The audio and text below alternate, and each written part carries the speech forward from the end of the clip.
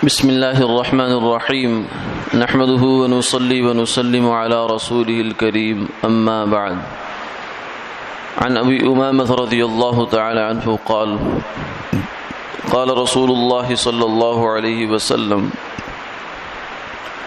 من قام ليلتي العيد محتسبا لله لم يمت قلبه يوم تموت فيه القلوب او كما قال علیہ الصلاۃ والسلام۔ حضرت ابو امامہ رضی اللہ تعالی عنہ سے مروی ہے کہ رسول اللہ صلی اللہ علیہ وسلم نے یہ ارشاد فرمایا کہ جو بندہ عید کی 2 راتوں میں جس نے قیام کیا اللہ کے لیے ثواب کی امید سے، تو اس کا دل اس دن مردہ نہیں ہوگا جس دن دل مردہ ہو جائیں گے۔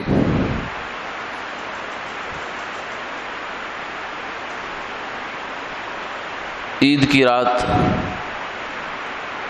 چھوٹی عید پر، عید الفطر پر جسے ہم چاند رات کہتے ہیں، یہ عام طور سے غفلت کی رات شمار ہوتی ہے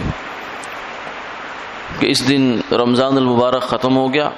اب آگے عید کی خوشیاں شروع ہو گئی، تو ان خوشیوں میں ہم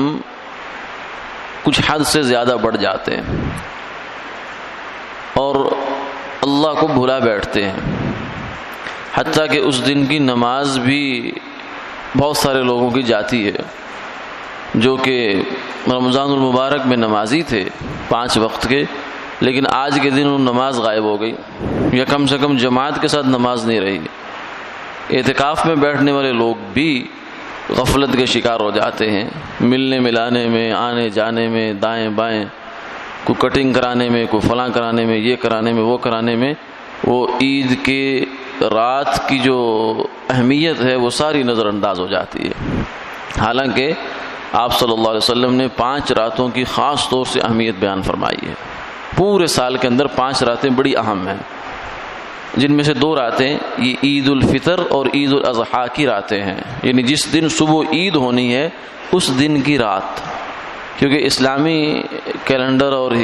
تاریخ کے مطابق رات پہلے آتی ہے، دن بعد میں آتا ہے، اس لیے جو روزہ ہوتا ہے اس کی رات پیچھے تراویح ہوتی ہے، تراویح اس روزے کی رات ہوتی ہے۔ تو عید کی رات چاند رات، اس چاند رات کے بارے میں فرمایا کہ جو بندہ اس میں قیام کرے گا، یعنی اللہ کے لیے عبادت میں یہ رات گزار دے گا، اس سے مراد یہ ہے عشاء کی نماز باجماعت پڑھے اور فجر کی نماز بھی باجماعت پڑھے، اور پھر بیچ میں جتنا بھی اللہ اس کو توفیق دیں اتنا وہ قیام کرے، تہجد کی نماز میں کھڑا ہو جائے، قرآن پاک کی تلاوت کرے، بہرحال اس رات کو زندہ کرے، اس رات کو زندہ کرے۔ تو اس دن جب کہ دل مر جائیں گے، یعنی قیامت کا دن، یا ایھا الناس اتقوا ربکم ان زلزلۃ الساعۃ شیء عظیم، اے ایمان والو اپنے اللہ سے ڈرو،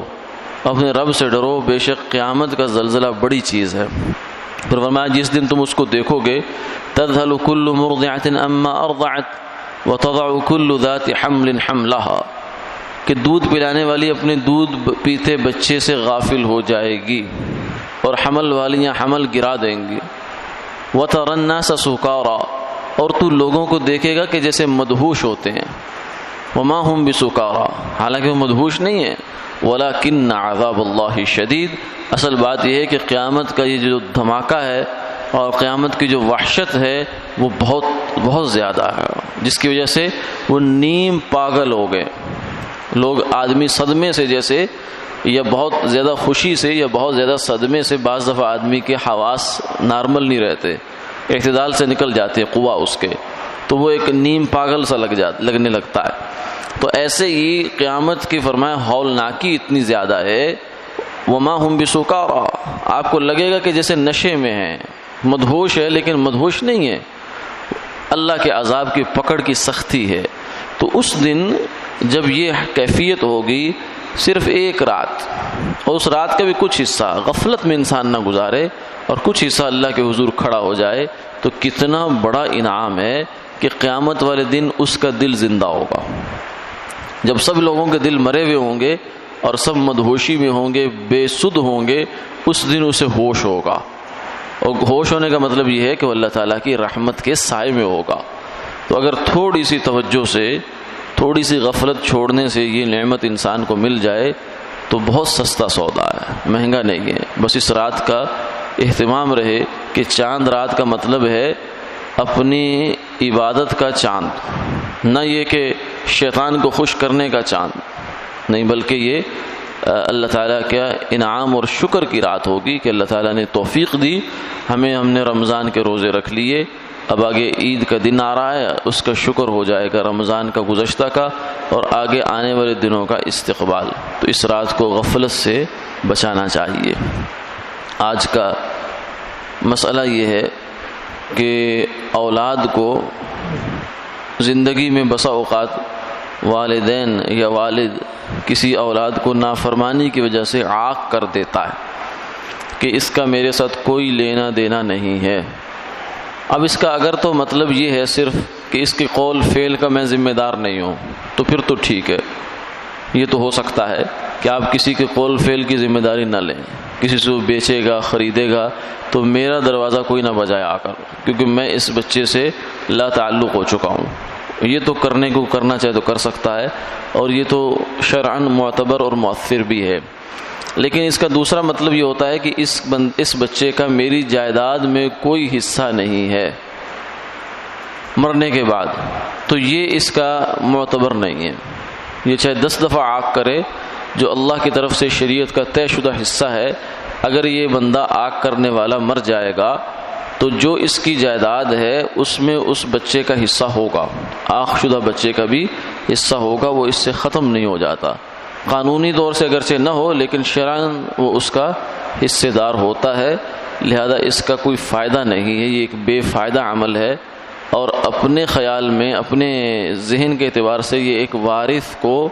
جائز وارث کو محروم کرنے کا عمل ہے، تو اس لیے یہ عمل نہیں کرنا چاہیے۔ زیادہ سے زیادہ اپنے قول فعل کی برات تو کر سکتے ہیں لیکن اس سے محروم کرنے کی کوشش کرنا وہ نہیں کرنا چاہیے۔ اسی طرح زندگی میں بسا اوقات جو ہے وہ والدین ایک کو چھوڑ کر باقی سب کو جائیداد دے دیتے ہیں، اس کو سزا دیتے ہیں، تو مخصوص حالات میں تو ایسا ممکن ہے، مثلا بچہ بہت زیادہ اللہ تللوں میں پیسہ اڑا دیتا ہے، بچوں کا خیال نہیں کرتا، جوا کھیلتا ہے یا اور اس طرح کوئی کام کرتا ہے، اس کو اگر پیسہ دیا گیا تو اس کو بھی اڑا دے گا۔ اس صورت میں چلو علماء حضرات سے پوچھ کر، خود سے نہیں تجویز کرنا، پوچھ کر کوئی ایسی صورت اختیار کی جا سکتی ہے کہ اس پیسہ اس کے ہاتھ میں نہ دیا جائے، مال اس کے ہاتھ میں نہ دیا جائے، لیکن بہرحال بالکلیہ محروم کر دینا یہ ناانصافی بھی ہے اور شریعت کے حکم کی خلاف ورزی بھی ہے، جس کا اثر بھی نہیں ظاہر ہوتا، مفت میں آدمی اپنے سر پہ گناہ لے لیتا ہے۔ اللہ تعالی حفاظت فرمائے، آمین آمین یا رب۔